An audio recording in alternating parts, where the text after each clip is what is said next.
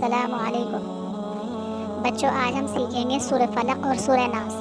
سورہ فلق اور سورہ ناس میں اندھیری رات کے شر سے بچنے اور شیطان کے شر سے بچنے کے لیے اللہ تعالیٰ کی پناہ طلب کی گئی ہے، اس لیے ان دونوں صورتوں کو معوذتین کہا جاتا ہے۔ سورہ فلق، بسم اللہ الرحمن الرحیم، شروع اللہ کا نام لے کر جو بڑا مہربان نہایت رحم والا ہے۔ قل اعوذ برب الفلق،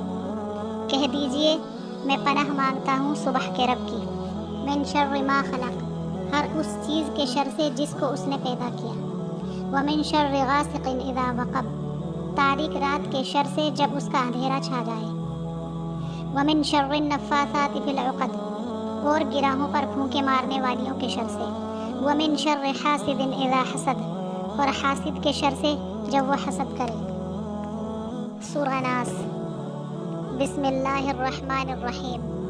شروع اللہ کا نام لے کر جو بڑا مہربان نہایت رحم والا ہے۔ قل اعوذ برب الناس، کہہ دیجئے میں لوگوں کے پروردگار کی پناہ مانگتا ہوں، ملک الناس، انسانوں کے مالک کی، الہ الناس، انسانوں کے معبود کی، من شر الوسواس الخناس، وسوسہ ڈالنے والے چھپ چھپ کر بہکانے والے کے شر سے، الذی یوسوس فی صدور الناس، جو لوگوں کے سینوں میں وسوسے ڈالتا ہے، من الجنۃ والناس، جنوں میں سے اور انسانوں میں سے۔